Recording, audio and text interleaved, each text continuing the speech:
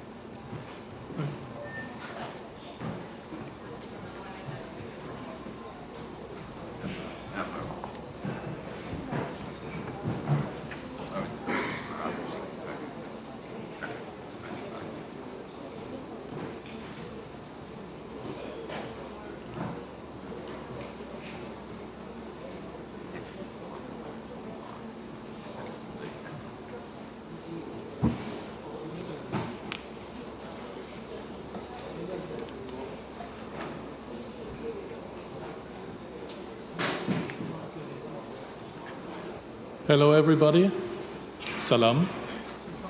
It's my great pleasure to welcome you, also from my side, to the United Nations Climate Change Conference here in Baku, COP29. My name is Alex Sayer, I'm the media coordinator, and I will quickly present you here the distinguished panel. We have Mr. Yalcin Rafiev, he's the lead negotiator of COP29, UN Climate Change Executive Secretary Simon Steele.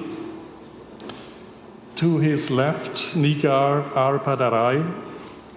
She's the climate champion for COP29 and one of the co-chairs of the Article 6 supervisory body, Martin Hessian. We are still expecting the second co-chair to arrive, Maria Al-Chishi. We will hear first a few remarks, and then we will have time for your questions. We have to close sharp at 11:30, and the executive secretary needs to leave a little earlier. So let's get it started. Mr. Rafiev, you have the floor. Thank you, Alexander. Good morning, ladies and gentlemen, dear friends. It's a pleasure to welcome you all here in Baku, and we are excited to talk to you about our plan for COP29. The COP President Mukhtar Babayev sent his apologies for not being able to join us this morning. I'm delighted to be joined by our friends and colleagues, UNFCCC Executive Secretary Simon Steele, the COP29 high-level champion, Nigar Arpadarai. Colleagues, COP29 is a defining moment for multilateral climate action. We have already made progress during the year, but there is much to be delivered during COP29, and we have complex issues to address.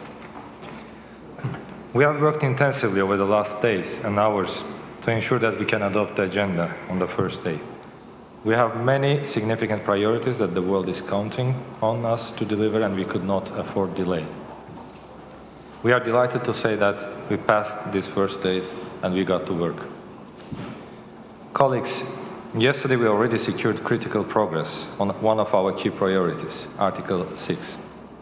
Last month, we hosted a meeting of the supervisory body for Article 6.4 in Baku.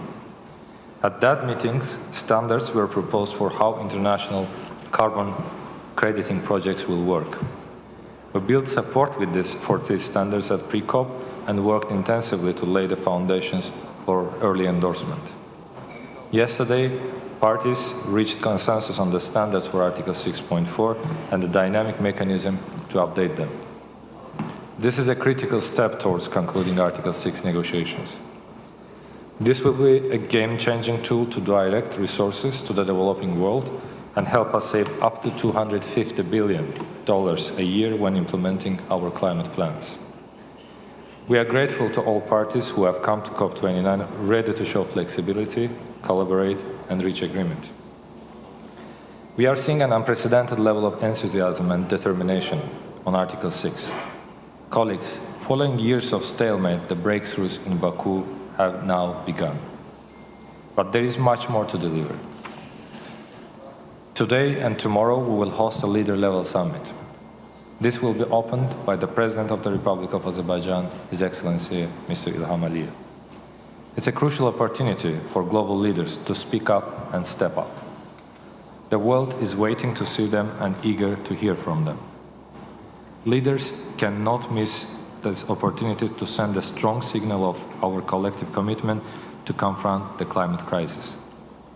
We also need them to provide clear direction and mandates for their negotiators at COP29. We will address mitigation with a leader-level dialogue hosted by the COP29 Presidency and the International Energy Agency. This follows the calls to action that we have jointly published yesterday and will be an important opportunity to take them forward. And later in the day, we will co-host a summit on methane with United States and China. We will also host the leaders of international financial institutions. They have a special role to mobilize climate finance, and we have engaged with them throughout the year. We are now delighted to welcome them in Baku to make an important contribution.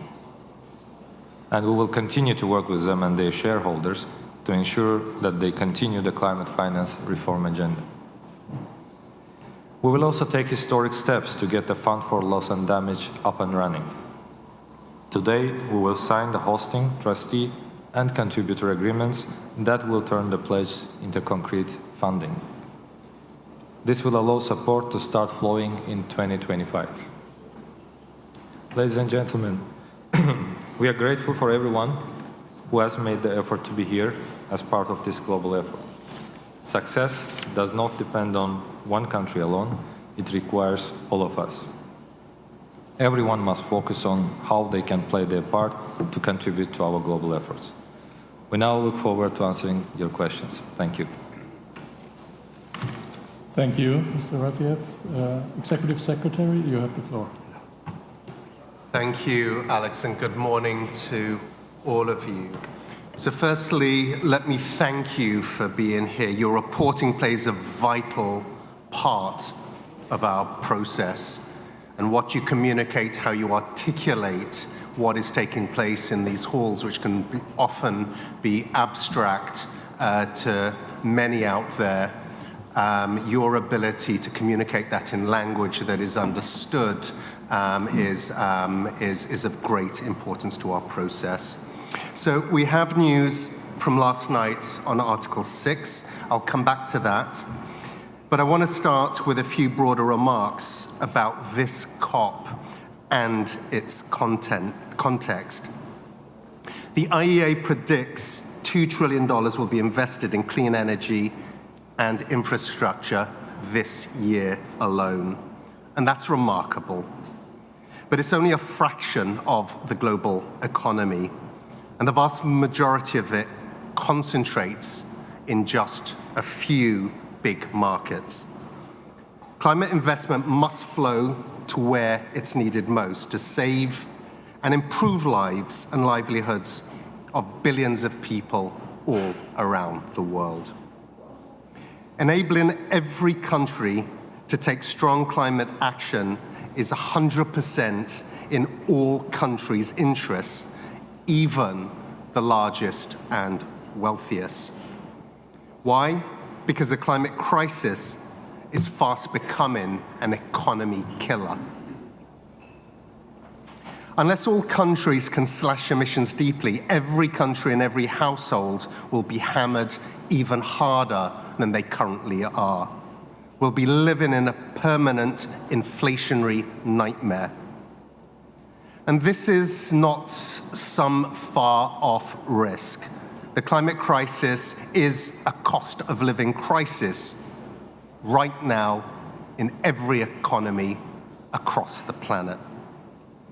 As climate disasters hit supply chains and food production harder each week, climate action is global inflation insurance. So, on the NCQG, I say to all nations, let's get a good result. Billions of people cannot afford their governments to leave COP29 without having a strong outcome on finance. And it's not only about averting disaster. Bolder climate actions are a recipe for stronger economies, more jobs and equality, less pollution, better health, and more security and cheaper, more and secure energy supply. New national climate plans, NDCs, due from next year, will be vital. We'll all be talking more about those as we go through this COP. And quality, the quality of those NDC submissions is of greatest importance. So to Article 6, last night, parties agreed strong standards for a centralized carbon market under the UN. There's more work to do, but this is a good start, the product of over 10 years of work within the process. Colleagues, you are masters of making complex things understandable. So let me say on Article 6, this is not some bit of arcane UN bureaucracy. When operational, these carbon markets will help countries implement their climate plans faster and cheaper, driving down emissions. We're a long way from halving emissions this decade, but wins on carbon markets here at COP29 will help us get back in that race. We must ensure that developing countries benefit from new flows of finance. There's more work to do on Article 6, and the process allows for all perspectives to continue to be heard. And there is a huge amount of work to do at the COP more broadly to ensure it delivers the strongest of outcomes. Many of you have been reporting on the climate implications of political events in the last weeks. I'll just say this. Our process is strong, it's robust, and it will endure. After all, global cooperation is the only way humanity survives global warming. It's only through that engagement, only through that cooperation, that we're going to get through this crisis. And our process is delivering concrete results, even though they are not quick enough and need to accelerate. But we have a huge amount of work to do to ensure COP29 delivers strong outcomes, again, especially on climate finance. I thank you. Thank you. Executive Secretary, Ms. Al-Badare, you have the floor.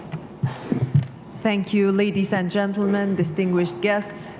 I would like to welcome you in Baku, some of you that are traveling here from your countries. We are really excited to be able to work closely with you. My role is the role of UN Climate Change High-Level Champion, and in this role, together with my colleague Razan Al-Mubarak and with Marrakesh Partnership, we are trying to bring the voices of non-state actors to the process, because we strongly believe that we are speaking about the global climate action and we need everyone on board. So, dear friends, climate change is not a distant threat. Climate is changing.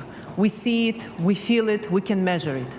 And it means that we need whole of society approach to handle this issue. Not only whole of society approach, but also whole of global community approach. We have tried our best to work very closely this year throughout all these months with non-state actors, with civil society, with philanthropy organizations, with private sector, with academia, with young people, to make sure that they are being part of this process. And our main goal was to build this inclusive platform. And I'm happy to announce today that we will also, within the framework of our COP29, as a presidency, we will be hosting a business investment and philanthropy climate platform for the first time fully in the blue zone. And it will be happening on 14th of November.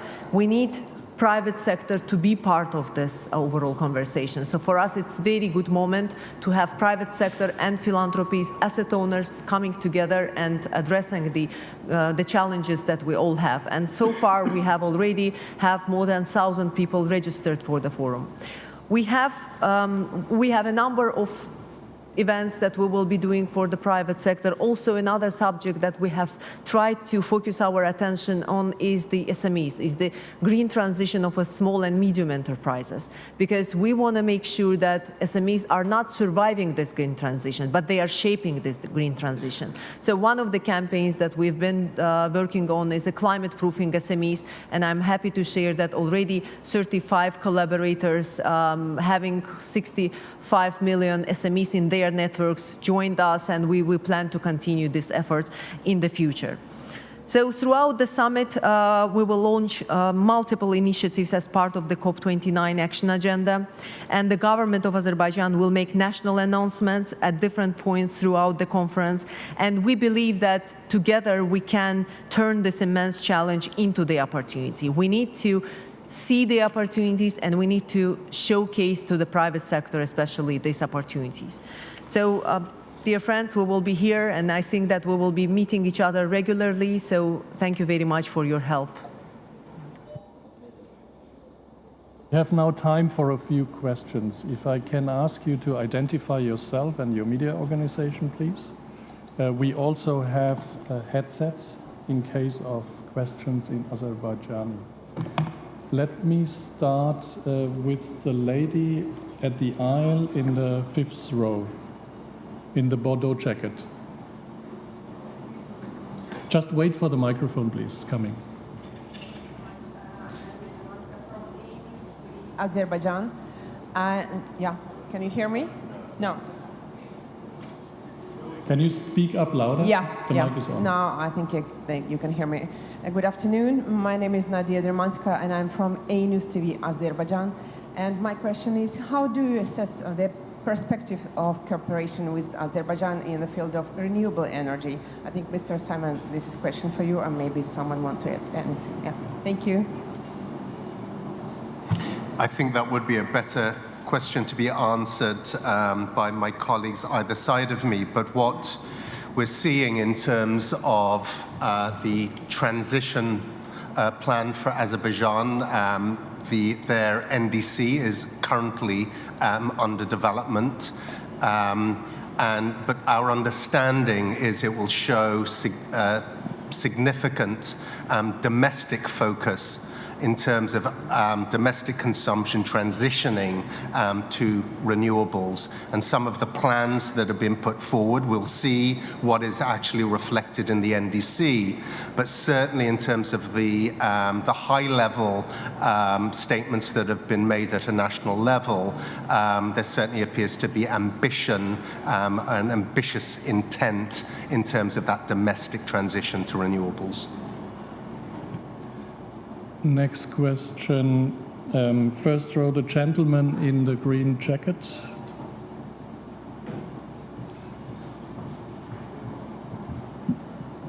Good morning, Benjamin Lejean from AFP. A question for Mr. Rafiev. The contact group has started this morning on NCQG. They are concerned that developed countries may not commit to an ambitious figure for themselves and are fighting for a global investment figure. Would you say that it's necessary to have a figure for developed country contribution, a clear figure, and what would be the floor for this figure, 200, 400 billions of dollars? Thank you so much for the question.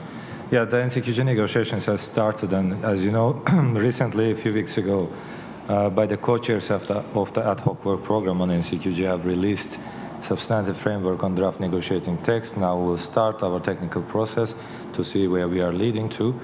In terms of contributions, of course, this is one of the elements that is subject to negotiations, and we continue negotiations on this topic. Nobody can predetermine the figure. As for the contributions by developed country parties. This is, of course, something that is also subject to the negotiation process. As a host country, we are doing our best, putting a lot of efforts to bring the parties together, creating a space for them to engage in negotiation process, which in our belief will result in an NCQG that is fair and ambitious, and that takes into account the needs and priorities of the developing country parties. Thank you. A final question for the Executive Secretary, because he needs to leave in a moment. Yeah, the gentleman in the first row. Here, next in the gray. Yeah, thank you. Yeah, thank you. I'm Bugar Seyda from Azerbaijan State News Agency. And my question is to you, Simon. A simple question. Since, as you mentioned, this current COP has become already known as Finance COP, and we do hope to see a finally shift from just talking to result-oriented action. My question to you is, to what extent are you optimistic about reaching the goal that has been put forward, and what are your expectations from this current 29? Do you think that we will really see the result in the end? Thank you. Thank you. There are high expectations that parties will leave this COP with a clear outcome as to what the new goal should be, and that's a goal that needs to be reflective of the growing needs of the demands that are being generated by the climate crisis. So having a clear view, a clear signal that the scale and some of the quality elements around that goal are clearly articulated, that provide a level of assurance to certainly the most vulnerable countries that support will increase, and ability to access that will be increased. But also a signal that the private sector, private finances, other sources of finance can be brought to the table, that this new structure provides that enabling environment that is able to attract other sources of income, of finance, that supplement that public number. Thank you. Thank you, Executive Secretary. He needs to leave now, but we continue with the questions. On the second row, the lady with the black jacket.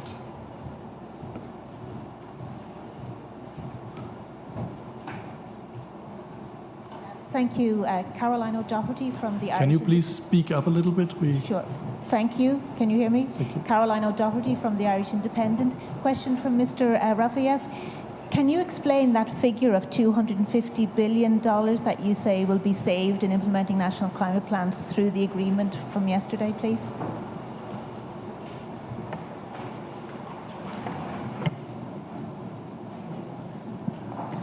Thank you so much for the question. Yeah, the Article 6 operationalization is a long-standing unresolved issue. And yesterday on the 6.4, we have adopted the standards that was endorsed by the supervisory body for mechanism.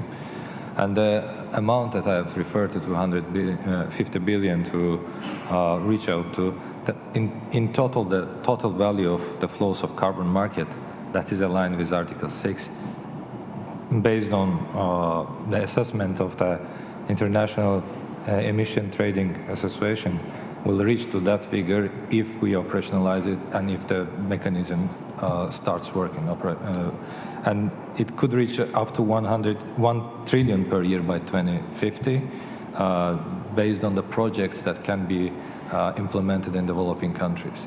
Regarding the practical examples for the projects, I can hand over maybe the floor to Maria and Martin to add up some additional elements, please.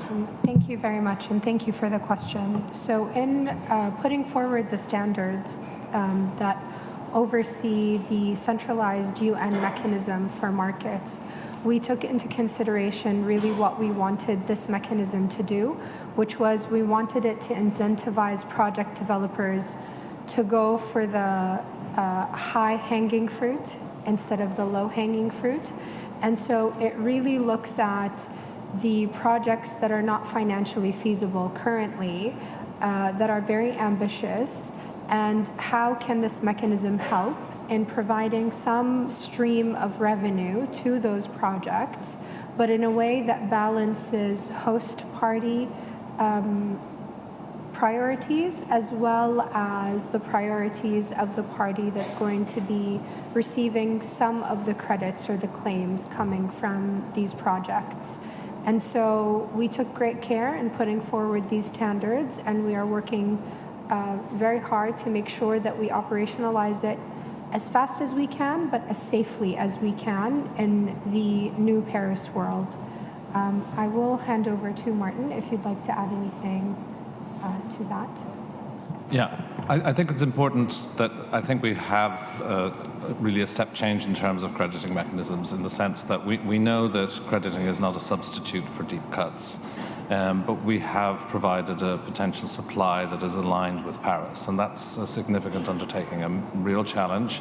And I think we have got, in the detail, if you were to look into it, several proposals that guarantee that. But we're part of the system, we're an enabler. And the figures that one hears about investment are highly dependent on demand, and the assumptions behind the modelling require us to have Paris-aligned targets and for people to be willing to engage in targets through markets. And those are the two assumptions, I think, that are behind those figures. But they're definitely honest projections based on those assumptions. We're just part of the picture, and if people want to invest, I think we will deliver transformational projects rather than just low cost. Thank you. So we have time for two more questions. The lady in the second row here. Microphone is coming.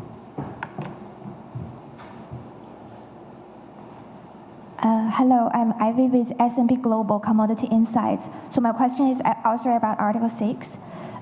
So what exactly does it mean by having that conclusion yesterday? How far we still are, or how long will it take for the Article 6.4 credits to be delivered to the market? And what are the remaining agendas to be done? Thank you.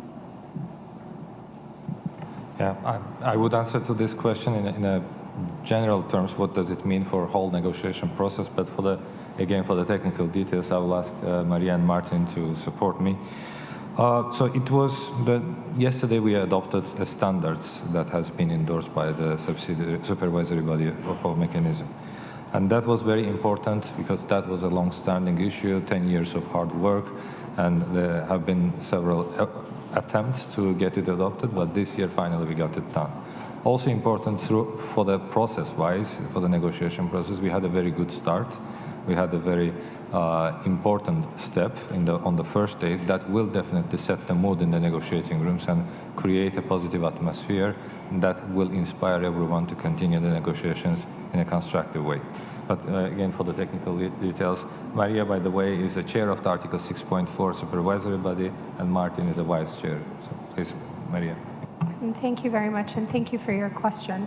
So what does this mean, and why is it important? I think everyone in this room might be well aware that the supervisory body has put forward recommendations based on a mandate that came from CMA, specifically on methodologies related to this mechanism, as well as recommendations that touch on activities involving removals. And so for several years now, the supervisory body has attempted to put forward guidance that would really shape the way these methodologies are developed and applied within this mechanism. And parties have told us that there needs to be more done. And so we went back and we did the more. And the adoption that happened yesterday truly means that we, as a supervisory body, can now begin the work of developing further standards and guidance and elaborating on our way forward in a way that enables all of the tools to come into play. That could be as soon as next year. In fact, many CDM projects have begun transitioning to the 6.4 mechanism, and next year in 2025, they are required to switch from the CDM methodologies to the 6.4 methodologies. And the adoption of those standards yesterday allows us to continue the work that enables them to do so. And that means hopefully we could be seeing the first issuance of 6.4 credits very soon. Thank you. So a final question, a quick one, please. The gentleman in the third row here.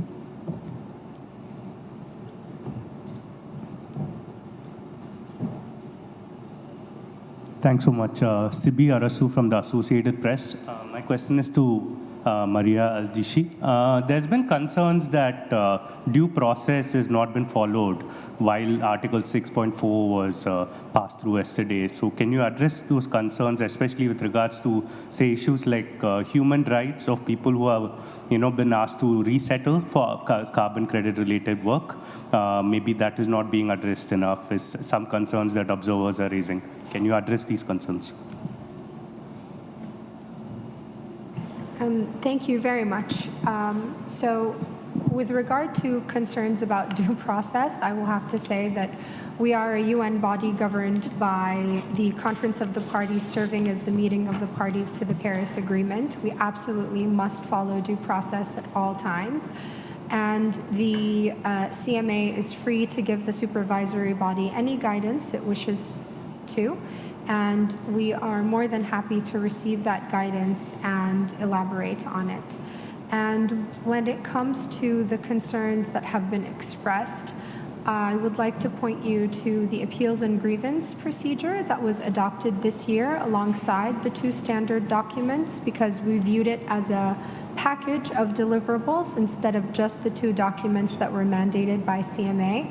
And I'd also like to point you to the Sustainable Development Tool, which has certain requirements specific to human rights, but also there are requirements within the design phase of the project itself to ensure that stakeholders remain part of the process as key stakeholders, and that they are consulted as we move forward. And then there are avenues and channels through the appeals and grievance procedure in order for us to know when all of our rules and regulations are not being upheld, because there is no system that's perfect, but we're trying to get as close as we possibly can. Do you want to add anything, fellow Vice Chair? Yeah, I do. I mean, I'm just conscious we're before the press. It's quite difficult to communicate what we're doing, and sometimes it's easier to report on process than it is on substance. I just want to say that we're significantly different from what's come before, and a vast improvement on what's come before, and perhaps a challenge to standards out there. We've cut crediting levels so that they're sharing between countries. We've got no lock-in rules. We've got rules on reversals. All of these things are technical, but they are significant environmental safeguards. And with regard to the human rights, we've been questioned as to whether there will be safeguards on human rights. It's in the SD tool. It does require third-party verification of measures to prevent breaches of international and national requirements on human rights, also on Indigenous people. And I just urge people to look beyond the headlines in a way, and we'd like to create some headlines around the substantial improvement in standards that we've done. Thanks. And if I may just very quickly add, because you mentioned the third-party verification, in the process of developing the Sustainable Development Tool, we actually put it out to existing DOEs to ask if the things that we were putting within the tool are actually elements that they could verify.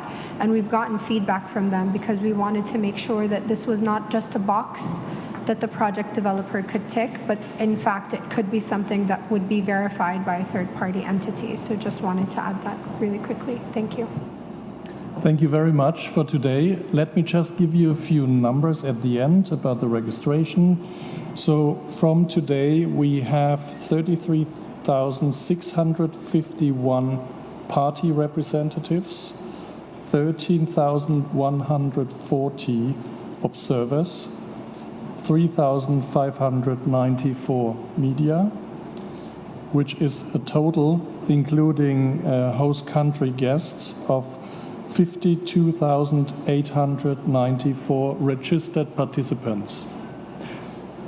Also an announcement: from Thursday onwards, we have daily press briefings at 1:15 from the COP Presidency, and I'm looking very much forward to seeing you there.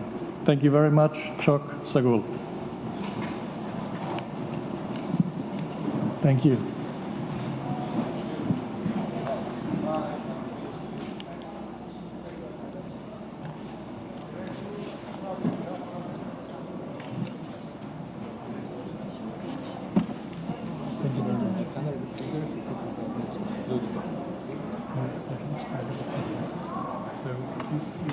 Media, sorry, that's parties, observers, media, and then there's the first 52, and these are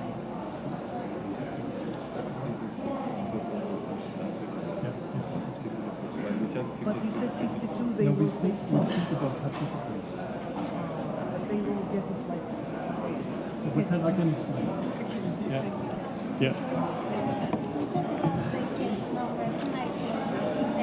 Yes.